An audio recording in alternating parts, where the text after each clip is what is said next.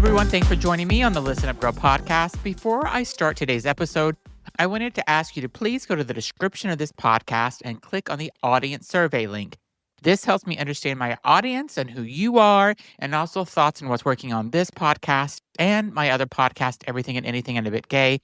And it takes less than 10 minutes. So thanks for doing that. But let's get into the podcast where we break down the LGBTQ plus stories shaping culture, politics, and everyday life around the world.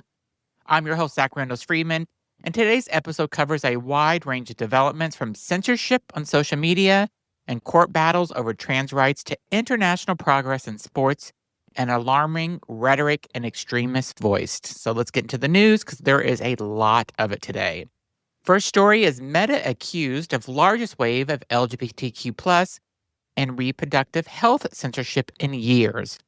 Meta is under intense scrutiny after removing or restricting dozens of accounts belonging to abortion access providers, LGBTQ plus groups, and reproductive health organizations over the past several weeks. Advocacy groups are calling this one of the largest coordinated censorship waves on Meta's platform in recent years. Many of the affected accounts report sudden content takedowns, shadow banning, or outright suspensions, often without clear explanations or viable appeals. Campaigners warn that this crackdown disproportionately impacts marginalized communities that rely on social media for information sharing, crisis support, and organizing, particularly in the states and the countries where reproductive and LGBTQ plus healthcare access is already under threat. Meta has not issued a comprehensive response addressing why these accounts were targeted. Next, CBS News faces backlash over collaboration with right-wing outlet. CBS News is facing criticism after releasing an Instagram post in collaboration with The Free Press, a right-wing publication that has been repeatedly criticized for publishing unverified and misleading claims about trans healthcare. Media watchdogs and the LGBTQ plus advocates say the collaboration signals a troubling normalization of anti-trans narratives within mainstream journalism. Critics argue that partnering with outlets known for amplifying misinformation risk legitimizing harmful talking points, especially at a time when trans healthcare is under coordinated political attack. CBS has not yet publicly clarified how partnership aligns with its editorial standards. Next story is Arlington, Texas rejects LGBTQ plus anti-discrimination protections. After months of heated debate, voters in Arlington, Texas have chosen not to reinstate the city's LGBTQ plus anti-discrimination ordinance. The measure had previously been suspended amid fears it could jeopardize federal funding following threats from the Trump administration to withhold funds from cities with diversity, equity, and inclusion policies. Advocates say the vote leaves LGBTQ plus residents without critical legal protections in housing and employment with public accommodations, while opponents continue to frame equity measures as financial risk rather than civil rights issues. Next, faith leaders demand release of gay asylum detained by ICE. Faith leaders across New York are calling for the immediate release of Alan DeBarrow, a gay asylum seeker who was detained by ICE during what was supposed to be a routine green card interview. Advocates say DeBarrow has been denied access to prescribed medication for anxiety and depression while in detention, raising serious concerns about his mental and physical health. Religious leaders argue his detention violates humanitarian principles and underscores broader failures within the immigration system, particularly for LGBTQ plus asylum seekers fleeing persecution.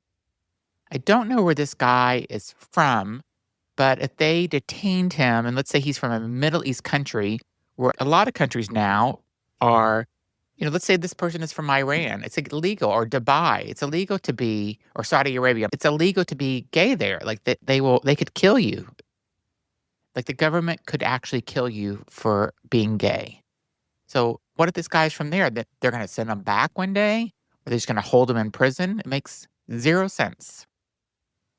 Next story is British ice skating allows same-sex couples to compete nationally.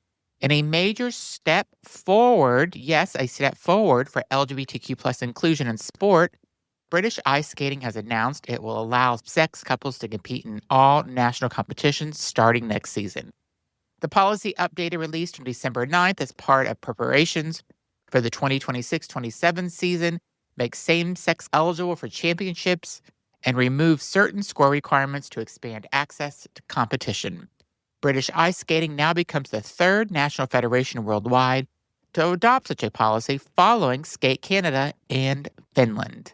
However, international competition remains closed to same-sex couples due to outdated international skating union rules, meaning elite athletes are still barred from global events.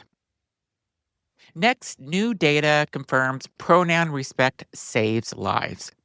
New research from the Trevor Project highlights the life-saving impact of respecting pronouns for trans and non-binary youth. According to the organization's 2024 U.S. National Survey, trans and non-binary youth whose pronouns were respected reportedly significantly lowered suicide attempt rates.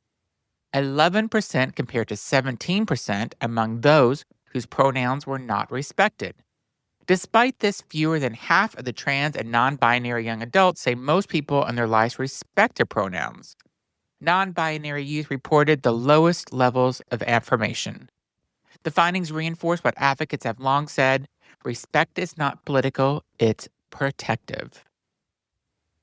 Next, back to the UK. The UK report shows sharp rise in bisexual identification among Generation Z. New data from the UK's Office for National Statistics shows a dramatic increase in young people identifying as bisexual. The proportion of Gen Z identifying as bisexual has quadrupled over the past decade, rising from 1% in 2014 to 4% today, with women accounting for much of the increase. Researchers say the trends reflects growing acceptance, shifting language around sexuality, and increased willingness among younger generations to identify outside rigid labels. I love that. Be who you want to be. Next, the DOJ backs lawsuit targeting trans student protections.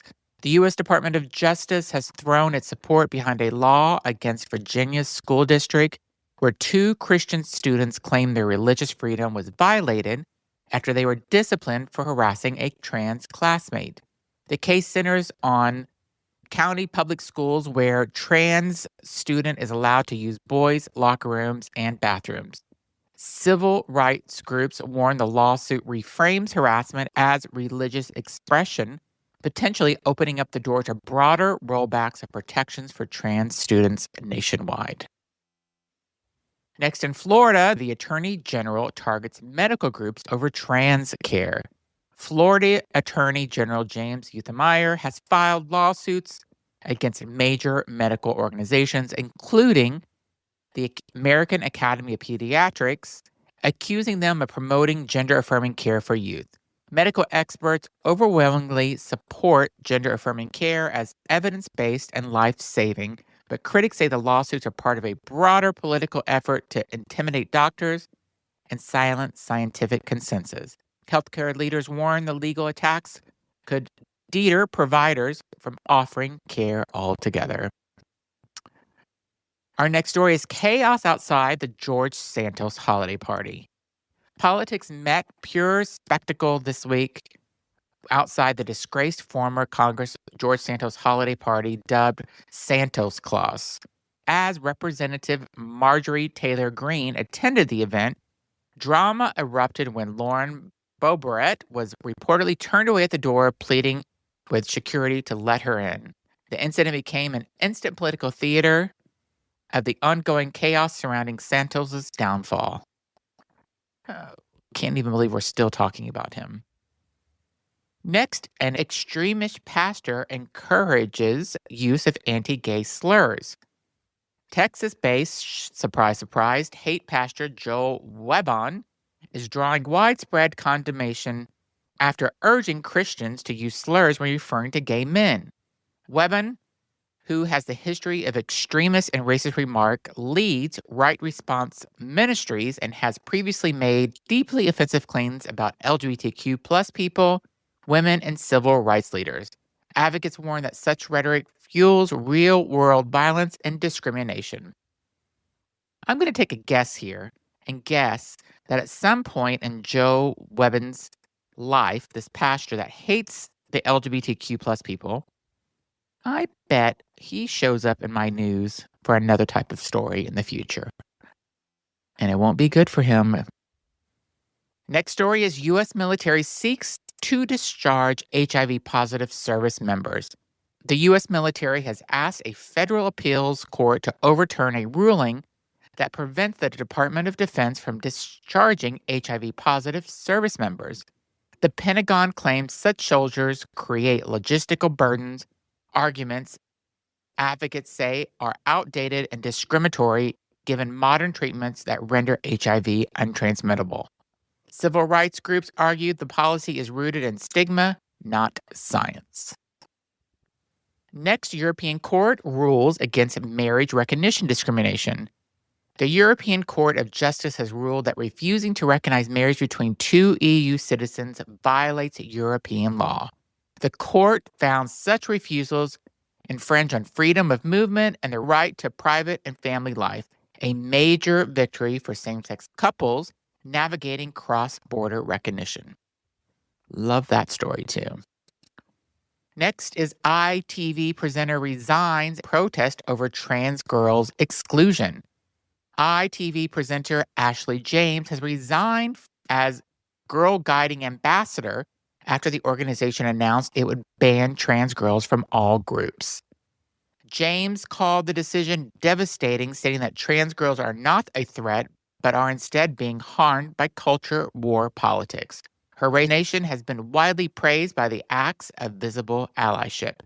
And for those that you don't know, probably in the U.S., Girl Guiding is kind of like a Girl Scouts brownies type of thing in the UK, and they have it in Australia also. And I reported this on a couple of previous news podcasts. And Australia is allowing trans girls. The UK is not. So good for Ashley James for standing up and being an ally. And my last story is Tottenham Hotspur moves Progress Pride flag. Tottenham Hotspur has temporarily relocated its Progress Pride flag ahead of a Champion League against Slavia Prague following a request that reached UEFA. The flag, normally displayed in the away supporters section, was moved to another part of the stadium after concerns were raised about how visiting fans might react. Tottenham initially resisted but agreed to move on safety grounds. The flag was not removed and remains visible, but the decision has sparked criticism from LGBTQ plus supporters who are saying treating inclusion as security risk, validating intolerance. Spurs say that their commitment to LGBTQ equality remains unchanged. And that's it for today's episode of Listen Up, Girl. As always, these stories remind us that progress and backlash often move side by side, and that visibility, advocacy, and solidarity remain essential. If you found today's episode valuable, please share it. Please subscribe, and please leave a review. Your supports help amplify these voices and stories. I'm Zach Randles-Friedman. Thanks for listening, and I will see you tomorrow with more LGBTQ plus news.